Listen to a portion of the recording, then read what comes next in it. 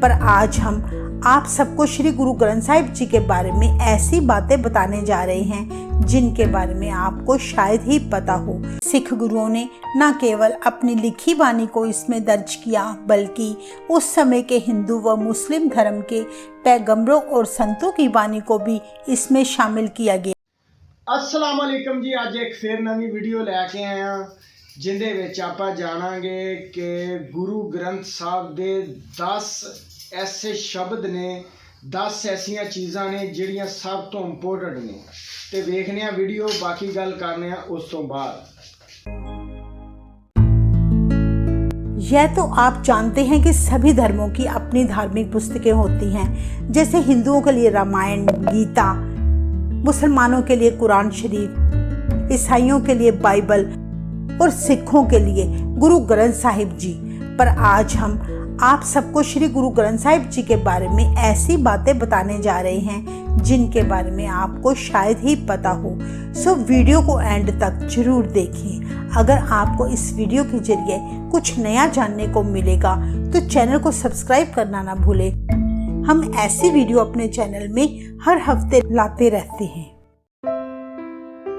श्री गुरु ग्रंथ साहिब जी सारी दुनिया में एक अद्वितीय ग्रंथ है, जिसकी रचना करते समय सिख गुरुओं ने न केवल अपनी लिखी वाणी को इसमें दर्ज किया, बल्कि उस समय के हिंदू व मुस्लिम धर्म के पैगंबरों और संतों की वाणी को भी इसमें शामिल किया गया। पुरातन समय में छुआछूत और जात पात जैसी बुराइयों का बोलबाला था। इन सब के बावजूद गुरु साहिबान ने संत कबीरदास जी और संत रविदास जी की सच्ची बानी खुद एकत्रित करके श्री गुरु ग्रंथ साहिब जी में दर्ज की। इस प्रकार ईश्वर से जुड़े हुए भक्तों को ऊंची पदवी प्रदान की गई। इन सभी भक्तों की रचनाओं में प्रभु के प्रति सच्ची भक्ति की झलक मिलती है और उस समय जिन लोगों को समाज में घृणा की दृष्टि से देखा जाता था, उन सब की बानी श्री गुरु ग्रंथ साहिब जी में शामिल करके आज उन्हें बहुत सम्मान प्राप्त है। गुरुओं के साथ उनका भी नाम बड़ी श्रद्धा के साथ लिया जाता है। श्री गुरु ग्रंथ साहिब जी की बाणी धुर की बाणी है, क्योंकि ये बाणी सीधा निरंकार से आई है। जैसे इस ग्रंथ में दर्ज है, धुर की बाणी आई तिन सगली चिंत मिटाई, जिसका अर्थ है श्री गुरु ग्रंथ साहिब जी में दर्ज सारी बाणी परमेश्वर से आई है, जिस बाणी के द्वारा समस्त संसार की चिंताएं मिट गई। गुरुओं की साखियां पढ़कर पता चलता है, जैसे जैसे निरंकार का हुक्म होता था, वैसे वैसे गुरु साहिबान अपनी पोथी में वे विचार लिख लिया करते थे। इस तरह 6 सिख गुरुओं के द्वारा अपनी लिखी हुई बाणी इस ग्रंथ में दर्ज है। सिख धर्म के लोग श्री गुरु ग्रंथ साहिब जी को केवल एक पुस्तक न मानकर बल्कि 10 गुरुओं की जोत समझकर पूजते हैं। श्री गुरु ग्रंथ साहिब जी में कुल 1430 अंग हैं।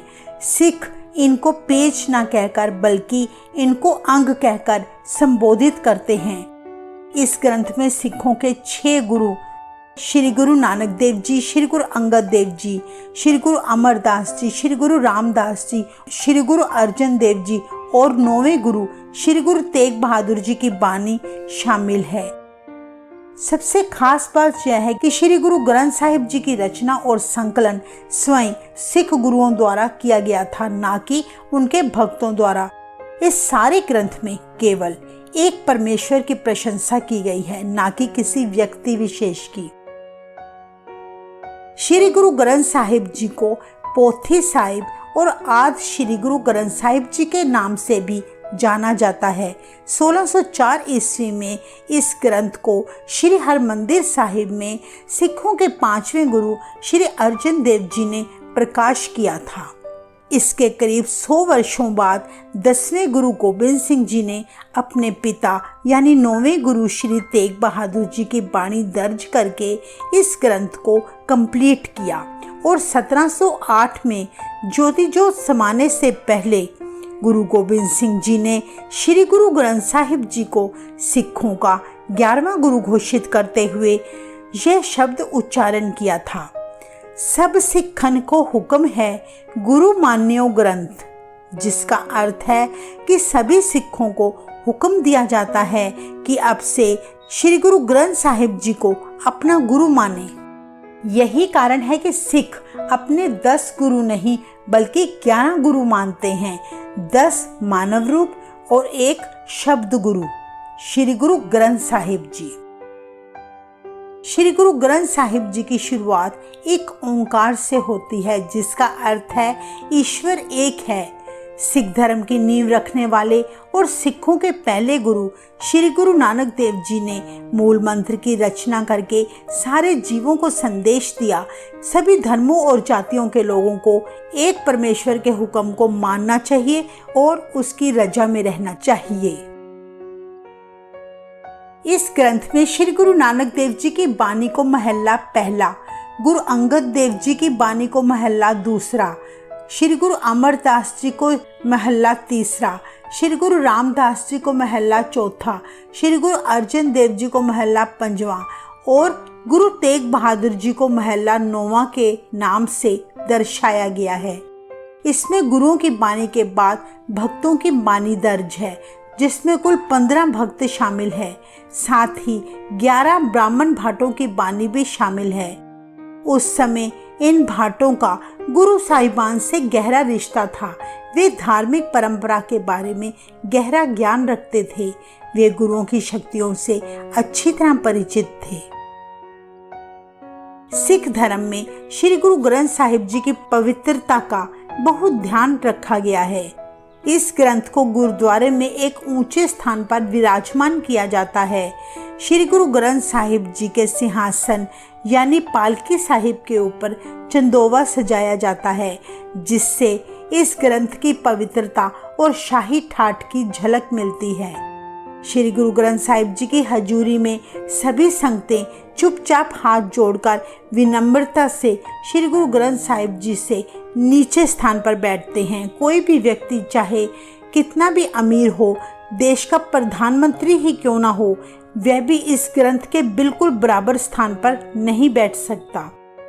जिस स्थान में श्री गुरु ग्रंथ साहिब जी विराजमान होते हैं, वहां गुर सिखों द्वारा उन पर चंवर झुलाया जाता है।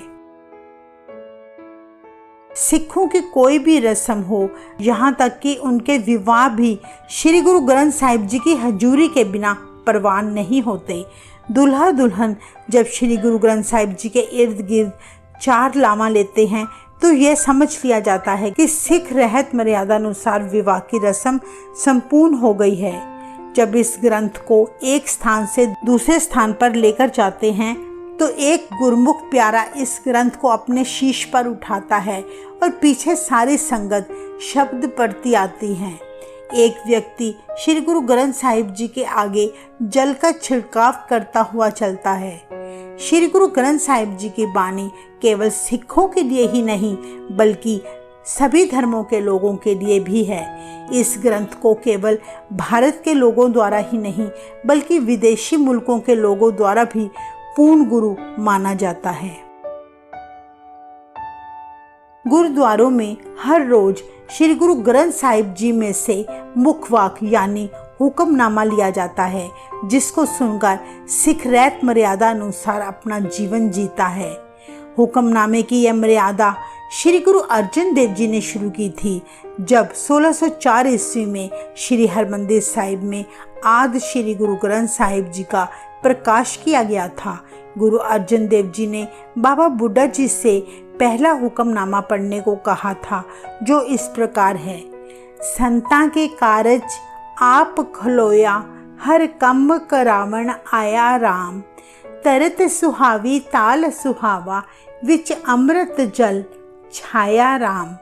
इस प्रकार श्री गुरु अर्जन देव जी द्वारा की गई हुक्मनामे की मर्यादा अभी भी हर गुरुद्वारे में चली आ रही है और आगे भी इसी तरह चलती रहेगी। श्री गुरु ग्रंथ साहिब जी में परमेश्वर के बहुत से नाम बताए गए हैं, जैसे अकाल पुरख, राम, हरि, अल्लाह, ठाकुर इत्यादि, जबकि ये सभी नाम केवल एक निरंकार प्रभु जो सबसे बड़ा है उनको समर्पित है। ऐसा प्रभु कोई शरीर ना होकर बल्कि एक शक्ति है जो सारी सृष्टि में समाई हुई है। तो ये थी कुछ खास बातें श्री गुरु ग्रंथ साहिब जी के बारे में। हमें उम्मीद है कि इन सभी बातों को जानकर आपको कुछ नई जानकारी प्राप्त हुई होगी। अगले हफ्ते हम श्री गुरु ग्रंथ साहिब जी की एक और बहुत ही खास वीडियो लेकर आएंगे। सो आप सब हमारे चैनल के साथ बने रहें और इसे सब्सक्राइब कर बेल आइकन को भी दबा दें।